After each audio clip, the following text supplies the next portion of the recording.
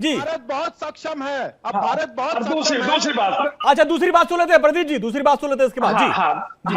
हाँ, दूसरी बात ये कि जिस तरीके का भ्रम भारत के अंदर मुसलमानों के खिलाफ फैलाया जा रहा है, देखिए अंजलि जी, मुझे एक शेर याद आ जाता है कि चलती बंदूक के दहाने पे है, हमको मालूम है हम निशाने पे है।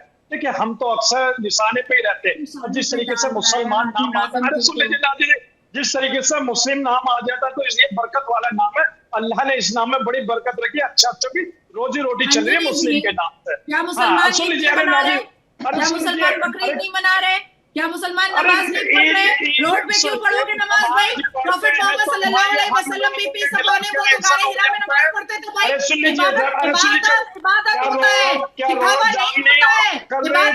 इबादत की ताजीम की जाती है। धार्मिक यात्रा के ऊपर हमने पहले रोड पे नमाज पढ़ के क्या मतलब होता है? तो मुसलमान ठीक है प्रदीप जी, हाँ, अभी बिलाल भाई बोल रहे हैं, बिलाल भाई बोल रहे थे कि अब ऐसा वक्त आ गया कि हमको नमाज पढ़ने में दिक्कत हो रही है, हमको वक्त हमारे जमीन को भी जो है किया जा रहा है, यानी वो कह रहे हैं कि इस वजह से ऐसे फतवे का हम समर्थन करते हैं।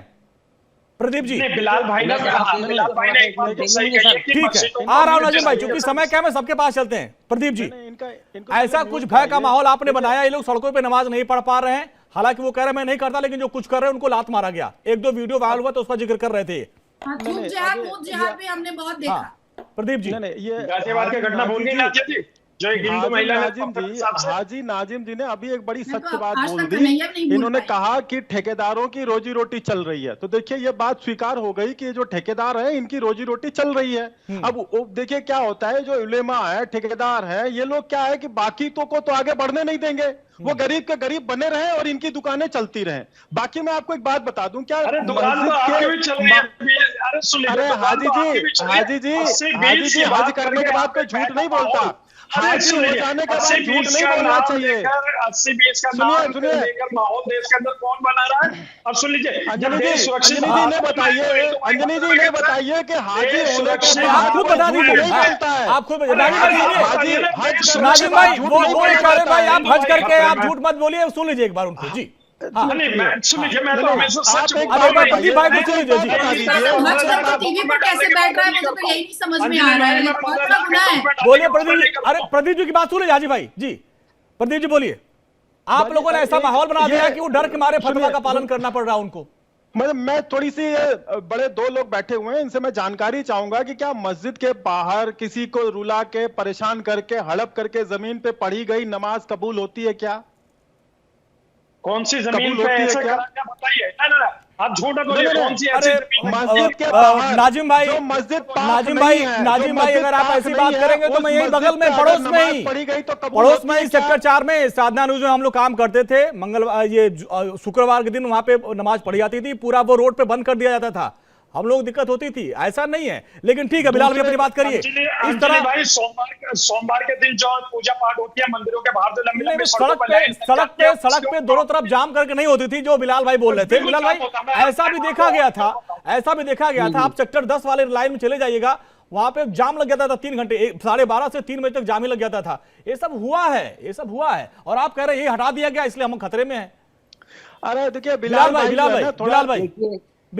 भाई आज लगातार जो देश की स्थिति हो रही है, देश के अंदर लगातार नफरती बयान दिए जा रहे हैं और लगातार कटेंगे बटेंगे की बात हो रही है, लगातार ये फतवे कहाँ से आ जा रहे हैं? ये फतवे क्या उसका जवाब है क्या? तोड़ने की बात हो रही है। तो ये हेट स्पीचेस देने वाले लोग जो लोग हैं, उनसे बचने के लिए कहीं ना कहीं अपने अधिकार को, जो भारत का संविधान हमें इजाजत देता है कि हम रिलीजियस प्रैक्टिस कर सकते हैं, हमारा फंडामेंटल राइट है। अरे तो सर जो जिस रोड पे आप फंडामेंटल राइट कर रहे थे, वहां पे 1000 लोगों को दिक्कत हुई सर, ऑफिस पहुंचने में दिक्कत हो रही थी, तो उनका फंडामेंटल आपका तो है लेकिन अगले का नहीं है। आप सेक्टर 10 के सड़क पे पूरा जाम लगा देते थे उस वक्त जो है, तो वही आप चाहते हैं फिर दोबारा वही हो।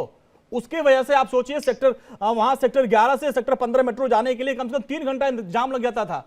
आप वही राइट अभी भी चाहते हैं। सड़कों पे जो जागरण वगैरह होते हैं, बोलिए बिलाल भाई। आपने दरअसल इन्होंने यही तर्क दिया कि वो हम नहीं कर पा रहे हैं ना।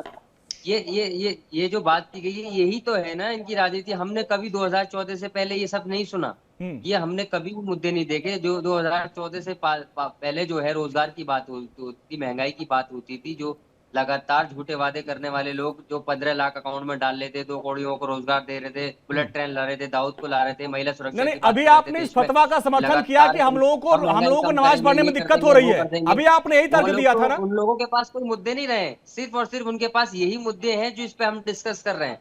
तो हमने यही कहा है कि इन मुद्दों से बचने के लिए जो जिस तरीके से अपील की है झारखंड के अंदर इलेक्शन में, तो कहीं ना कहीं इन्होंने मजबूर किया है उस अपील करने के लिए। और ये पहली बार नहीं हुआ है बिलाल भाई, ये पहली बार नहीं हुआ है। शाही इमाम ने भी कई बार फतवा जारी किया था, उस वक्त तो कांग्रेस सरकार जब तो मजबूर नहीं थे।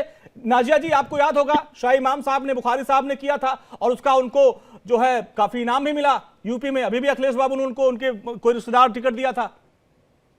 अखिलेश यादव की तो कहानी अगर खोलूंगी तो फतवे पे आइए, क्योंकि फतवा पहली बार जारी नहीं हुआ, इसके पहले भी जारी हुआ था। अंजलि भाई, फतवा क्या लिखित तौर पे दिया गया है या वर्बली कहा गया? बोलने ही नहीं देंगे।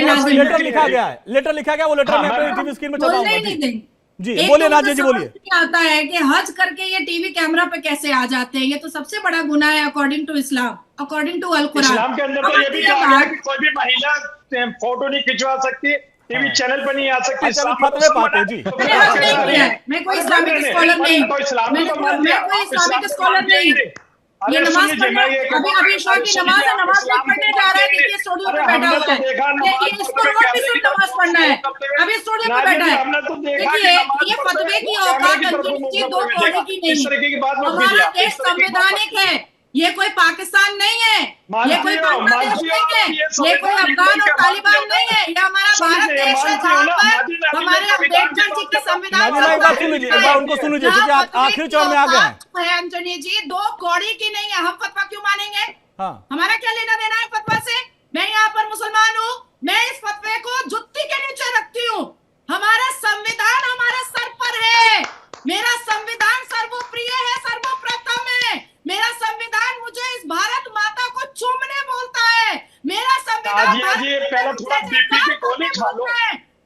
अंजलि भाई थोड़ा इनसे बोल दीजिए बीपी की गोली खा लेंगे, क्योंकि बीपी बहुत हाई हो रहा है इनका। जब हाजी नाजिम अभी बोलेगा ना तो इनका ब्लड प्रेशर बहुत ज्यादा हाई हो रहा है। अच्छा, हमारे पास अब चूंकि आखिरी सेगमेंट में आ गए, थोड़ा सा नाजिम भाई बोल ही दीजिए। हाँ सुन लीजिए नाजिम भाई बोलिए। भाई उन्होंने कहा कि मैं ऐसे फतवों की नहीं मानती। हम अभी आप संविधान की बात कर रहे थे ना, वो तो वही कह रहे हैं कि हम संविधान से चलेंगे, फतवे से नहीं चलेंगे। अब आप कह रहे हैं कि मैं बोलूंगा, आपको फतवा मंजूर, आप बोलिए। हाँ अंजनी जी, देखिए फतवा हाजी नाजिम को कबूल है, बिलाल भाई को कबूल है, लेकिन नाजिया इलाही ने जिस तरीके से कही है कि मैं पैर की चोटी के नीचे रखती हूँ, तो मैं नाजिया इलाही जी के बहिष्कार करता हूँ इस बात का। मतलब जो फतवा नहीं मानेगा उसका बहिष्कार आप लोग करेंगे। अब जो फतवा नहीं मानेगा उसका बहिष्कार करेंगे आप। यही तो संविधान है। अभी आप फ्रीडम ऑफ स्पीच की बात कर रहे थे, आप अभिव्यक्ति की आजादी की बात कर रहे थे, और इसी पैनल में एक महिला पैनलिस्ट कह रही है तो आप कह रहे हैं हम बहिष्कार करेंगे आप। यही आपका संविधान है। चलिए, आप सभी मेहमानों का बहुत बहुत शुक्रिया, बहुत बहुत शुक्रिया। नाजिया जी आपका, बिलाल भाई आपका, और प्रदीप जी आपका बहुत बहुत शुक्रिया।